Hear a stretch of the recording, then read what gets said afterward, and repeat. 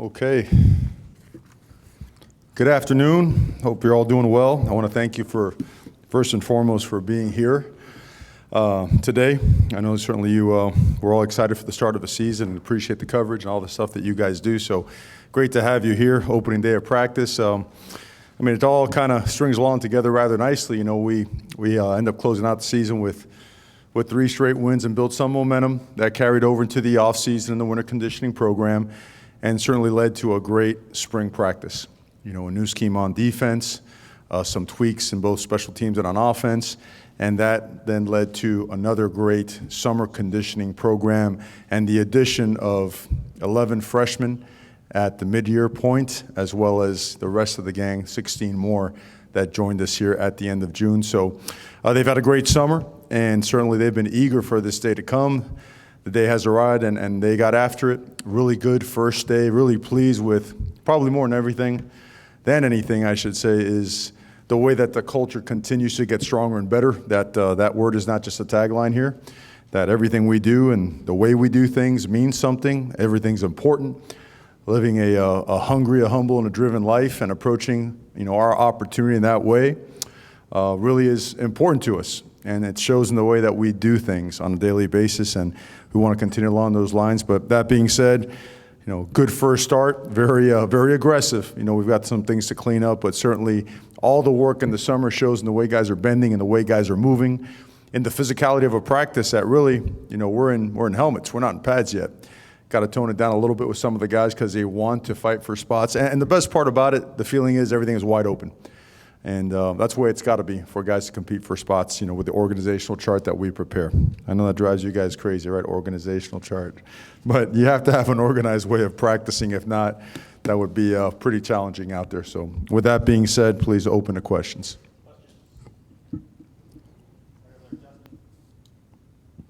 How healthy are you guys entering fall camp? I'm sorry, one more time. How healthy are you guys entering fall camp? We're really healthy. I believe the only guys that had limited action today due to a twist of an ankle was Cam McCormick. Help me out if I'm off by a little bit. Just about everybody practiced today, or was limited, like Sam Patasi coming off an ACL during the bowl game. He was full go, but we limited some of the heavier workloads that he would be doing. But aside from that, Hockey Woods, he had a very mild ankle sprain in the summertime, and he was good to go. I think he completed every rep. We originally put him on an 80-90% plan, and he wanted more. He said, "Coach, I'm ready." So he went. So we feel good. We feel good about our health. We feel good about our conditioning. When seasons get started, a lot of fans are excited about new quarterback or new position battle. As a coach, what were you excited to see transpire on the first practice field? What were the things that you we're looking to see? Well, I think that because we emphasize discipline so much, it's really become a way of life, and so has the cultural part. So what I'm looking for is the little things. I'm looking for the way we get to meetings. Are we prepared? Are we coming in there, big old smile on our face, a lot of juice, our notebook open, prepared, taking notes, asking questions? I look at how early we get to certain meetings and certain parts of practice, because it shows an eagerness and a readiness. I look at the way we run on and off the field. I look at the way we secure the football. I look at the way we execute the finer details of what needs to be executed. And what we bring it all together in the sense that, look, we live a disciplined way, and we have disciplined standards because it does translate to a disciplined style of play. Doesn't mean you take away from the aggressiveness. Doesn't mean you take away from, what you want to put in terms of explosiveness behind it. But you can't be sloppy when you play this game. And that's what I'm looking for. I'm looking for little things. I'm looking for leadership. We have a great leadership council, and we have about 18 guys that are candidates to be on that leadership council, elected by their peers and by the strength coaches as to the summer workouts and whatnot. Those are important things because now it's year 2. There has to be a transfer of ownership, so to speak, where that locker room really takes it over. And I've been lucky enough for those best teams I ever had a chance to play on. That locker room really took ownership of the team, and so looking for that. Looking for a lot of things, really, right? I could have kept going on and on. What's up, buddy? Coach, over here. Sorry there about you that. go. What are your points of emphasis going into this fall camp as a coaching staff? What do you want out of this team? Emphasis. Yeah. Well, our principle are trust, belief, and accountability. But for us, always physicality, making explosive plays, playing discipline, making sure that we understand that we have to build depth at a lot of positions, right?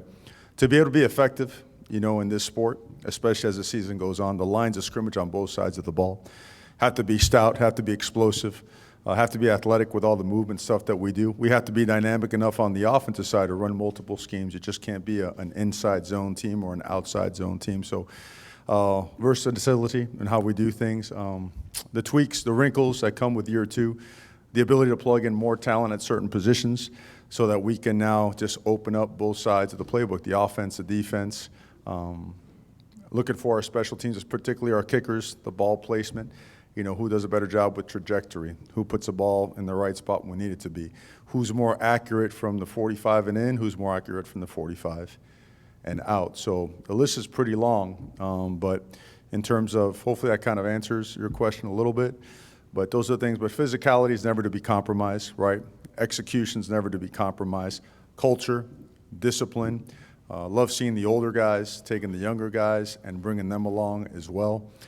Camp really determines, what type of, start you have to your season.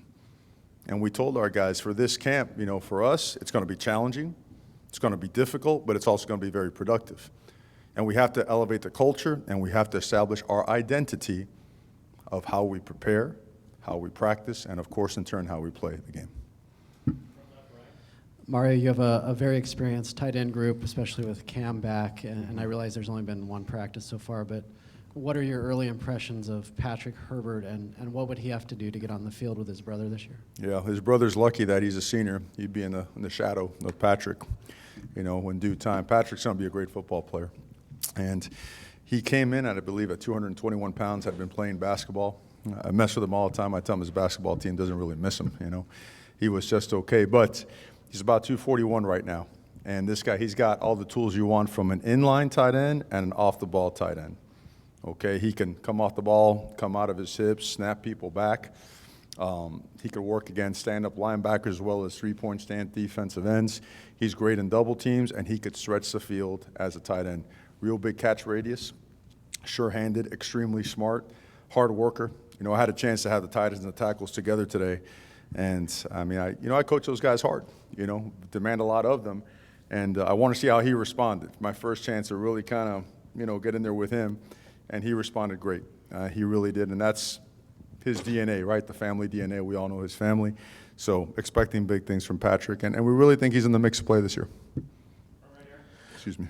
Coach, usually when a team loses a player like Ugo Amadi to the NFL, that becomes a big hole that needs to be filled. But do you guys feel pretty confident that you have the safeties to get it done with Holland and Pickett and Breeze, et cetera? Is that going to be an easy position to fill? No, you bring up a great point. It's, not only Ugo, you got, of course, a couple other guys that are pretty good football players. Jalen Jelks, right? Justin Hollins. These are three NFL players that were on our defense last year.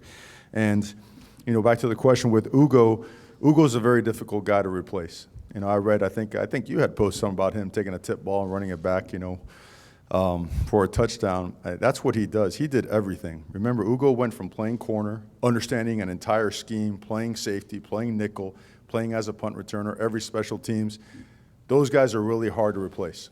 But love the way that Nick Pickett and Brady Breeze and Khalif, Steve Steven, all those guys are coming along really well. And you've got some other new guys in the mix as well, and some versatility at those guys playing corner that could jump on in and play some nickel and maybe move a Khalif to corner and do some of those things. But is it a challenge? I think so. Until we have our first scrimmage and play with live ball and live tackling or whatnot, I'd hold judgment on how close we are to replacing him.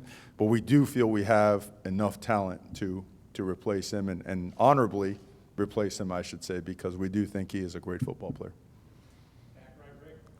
Coach mentioned opening up the playbook a little bit on both sides of the ball, and I was wondering if you could expand upon that a little bit. How much difference will we see in the offense this year, and then also with Coach Abalos coming in, how much change will we see offensively? Well, I think you always do the things that you did well, you want to keep them and expand them, and then things that you feel you could do now better or had held before, you expand on those as well. I don't think, out of respect for you and for the team, obviously we don't ever talk pure schematics in what we do here, but the bottom line is, on both sides of the ball, explosive plays are what are running college football. You have to stop teams from having explosive plays, and you have to create explosive plays. In fact, if you look at drive charts over the last, 3 years, whenever a team had an explosive play, a run of over 15 yards, a pass of over 20 yards, they scored about 85%, 90% of the time. And that's a huge number, okay? And that's when you start having to go 3 and 4 yards a shot, that's different. And we had some really good moments and some ones we could improve upon on both sides of the ball. And that's part of an off-season study where we took a really big, deep dive into what we're doing as well as what we think we could continue getting better at and how to expand it. We met with some people, but we feel confident about the tweaks, the wrinkles, and even more so the staples that are really good for us on enhancing those as well. Mario, what are your thoughts on the 9 a.m. kickoffs that have been proposed and talked about? Do you think it could help the conference's national profile? Was it 9 or 7? Well, I mean, it's a challenge. You know, I think, it's interesting. I don't judge until it's done. You know, you might say, hey, I'll play him at home, make somebody come here, and we'll play at 9 a.m. It's just very new. It's uncharted waters. So, probably a little bit difficult. But I'm no one to judge, and I'll hold judgment on that. But that is a 5 a.m. pregame meal now. You know, I'm going to invite all of you for that one. I'm going to make sure you're all there, and then you're going to write about how you feel about the 9 a.m. So. Coach, obviously this group of freshmen coming in highly touted, a lot of guys that are thought of as potential instant impact players. Are there any that caught your eye just physically, how they came into camp today as guys that if they adopt the scheme and play well could be contending for some real snaps this year? You know, that's why I brought this sheet, because we have, the class is 27, and they're really talented. They are. And a lot of them are positions that are completely open. And you guys have talked about, we've talked about Mikkel, we've talked about Micah. Today Sean Dollar's got a touch, and man, he hit that seam and, he was gone. So he showed today, all the reasons why we recruited a guy like that. But you go down the line, you saw the range of Triquez and how long and athletic he is. We saw DJ James and Jamal Hill, how explosive they are and how well they could cover. These are both track guys that were just extremely successful football players in their respective states and on their respective teams at high levels. A guy that really stood out as well, obviously Kayvon continues to stand out and really show that he has all the tools to be a really impactful player for us this year. I thought Trevin did a really good job today. I thought a guy that hardly gets mentioned, Isaac Townsend, did a really, really good job today as well. Long, athletic, lean, all those big bodies. Keon did a really good job. Brandon, Christian, all those guys were slugging it out in there with the big boys, and we got to slow them down. We're not in pads yet, but I think, this list goes on for a little bit. Mace Funa is a dynamic football player. And when we put on these pads, so you guys know, the way we structure practice, the threes, the young guys, they get the exact amount of reps as the ones. There is no shortage of reps. We two-spot everything. It's the best way to film everything, to evaluate and assess, and not to mention develop, right? 29 days. They didn't always used to be like that. It used to be the 40 units. That's a whole different animal.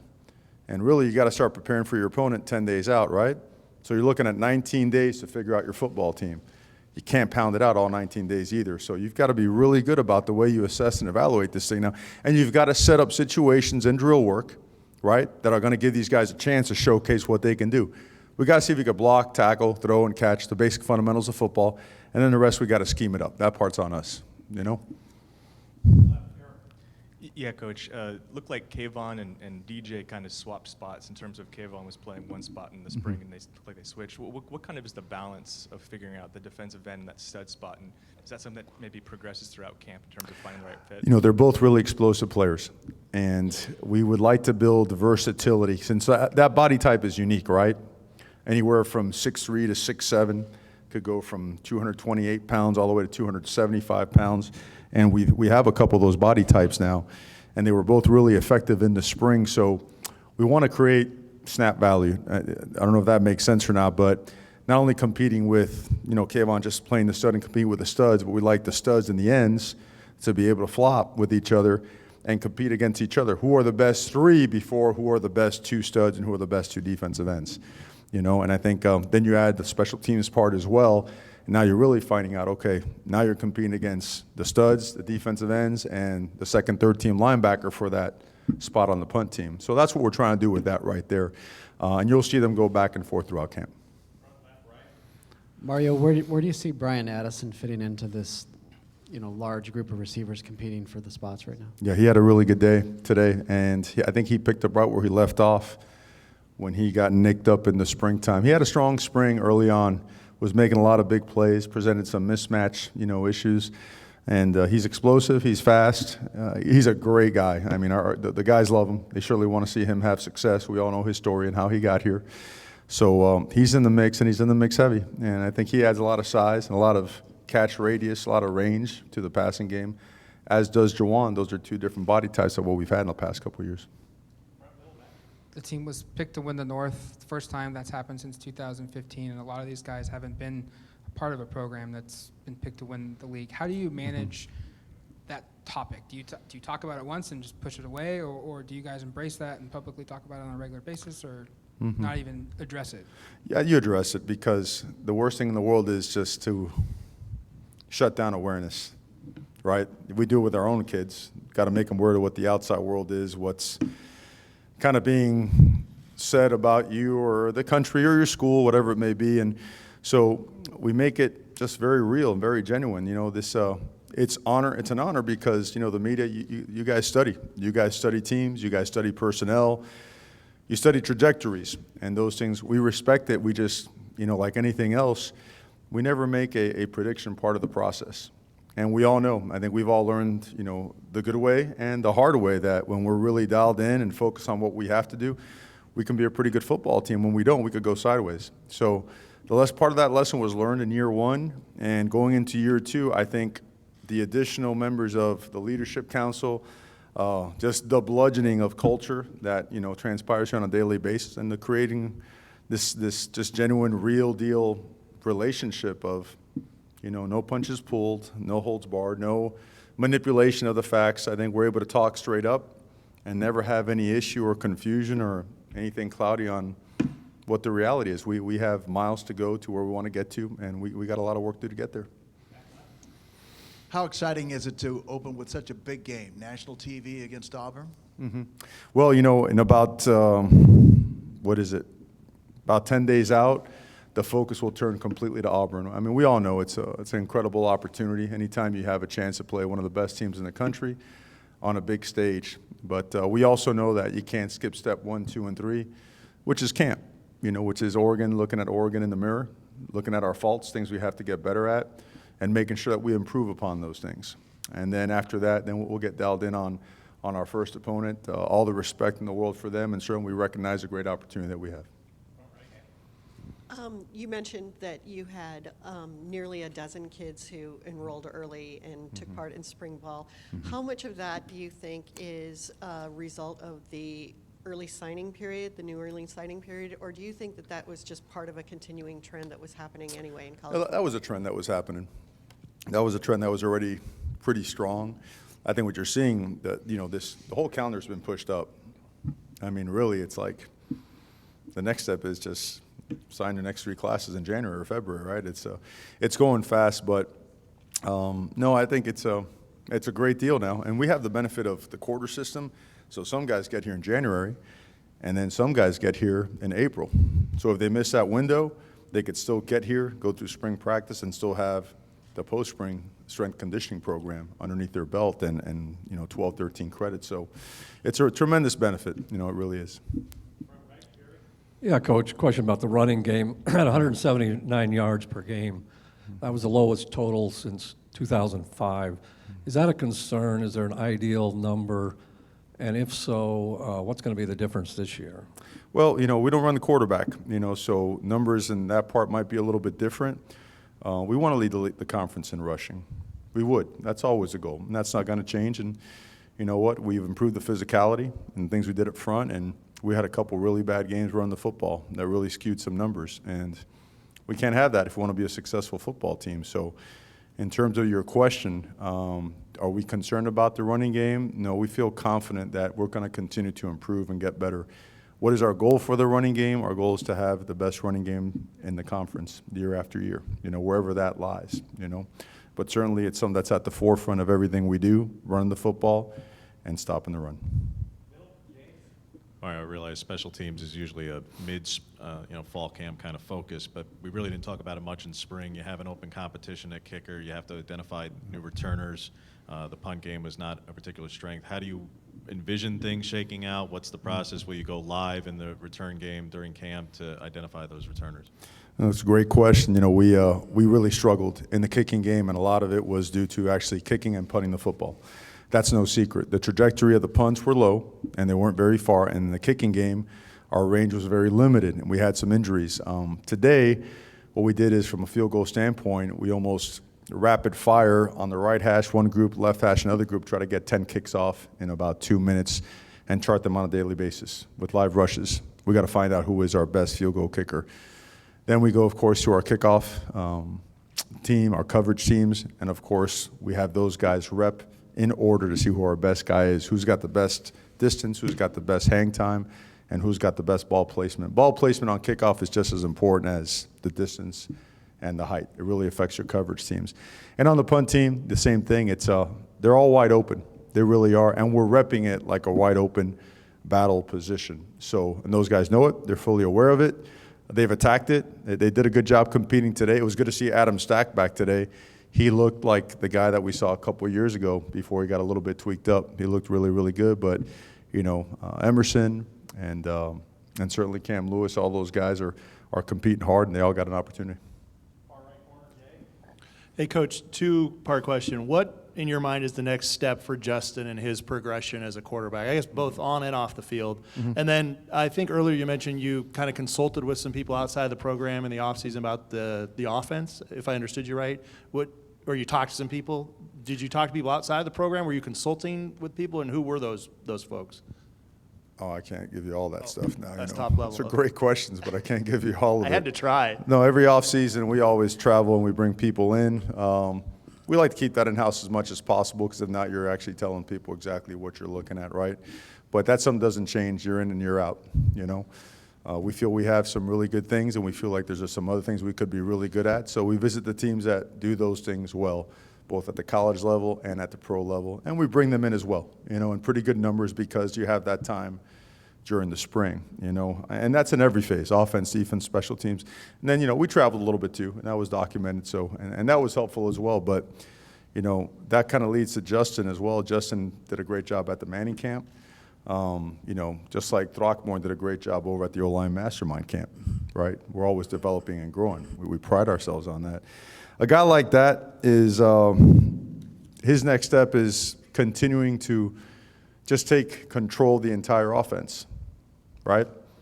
The great quarterbacks understand A to Z with their eyes closed like the back of their hand, because they understand that the protections really make, a huge difference in what we're throwing and where we're throwing it. If we're throwing the ball down the field and we're in an empty protection, well, that six rusher comes, he's got to handle him, right? We've got a hot throw connected to it. He's got to get out of the play. He's got to create a half roll, right? If we're running the ball and we've got disadvantaged numbers and we're running in a corner fire, well, the quarterback to take that next step, he's got to be able to get you out of that play, either spin it, put you in another play, put a fullback in motion, or have an X come and block that guy, because he understands the number count. And I think the third part is, you got to now, and I think he has, and he will continue to get better at it. There's going to be some times this year where a guy like that's going to just have to take over a football game, right? I mean, we've all seen it, and he's already done it, a number of times, and it's the next natural part of his growth, just like he has done as a leader. He's done a great job as a leader. Great job being able to communicate with a football team, get in front of them, lead by example, but also be able to voice, his reasons, his concerns, or what he feels is important. And when your quarterback does that, I think it gives you just a tremendous advantage, it really does. With so many things to focus on, what would you say is your biggest concern right now?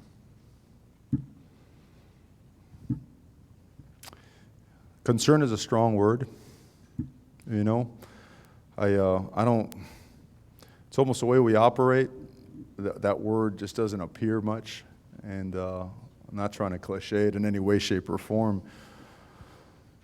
I feel good about the fact that the culture is strong. So any deficiencies in personnel, any catch-up in scheme, I just think that culture and people will always trump scheme any day of the week, and that part's getting strong, and I believe that with the investment that our coaches have made in detail, attention to detail, and making sure the finer points of teaching and of mentoring and coaching at the level that they're bringing it to the table and at the level that our players are digesting it, I feel strong. I feel strong about the direction. I feel strong about the approach, the way we attack the opportunity. And really, I just, we like to enter camp and leave camp aggressive and confident. So I have no idea if I answered your question. Talk a lot always about competition. And with this team being so veteran and having so many multi-year starters back, how do you manufacture that from top to bottom? I think it's being manufactured by talent acquisition. I do. Look, if there is no competition, I think you have a legitimate problem on your team. Your team will never be great unless you have competition across the board. And a lot of times, people say winning fixes everything. Competition fixes everything first. That leads to winning. So I think it's manufacturing itself, and I think people are also looking in the mirror and challenging themselves to truly be the best they can be. One of the biggest things is guys understand, how do you prepare, right?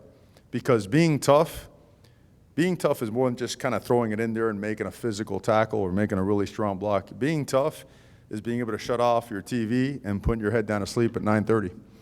And being tough is being able to get up earlier so you can go get the right kind of food in your body and the right kind of treatment, the right tape job, so you could have successful practice. And being tough is investing more time in the film room while an opponent you might be playing down the road is taking time off or sleeping. That's toughness, doing the things that you really don't feel like doing, but are going to make you better, and doing them on a consistent basis. So I think those are critical things that are continuing to show up more and more and more, and it's got to become just a permanent part of the DNA. Okay, guys, thank you very much for being here. You got a bunch of guys here waiting, but enjoy the afternoon. Thank you.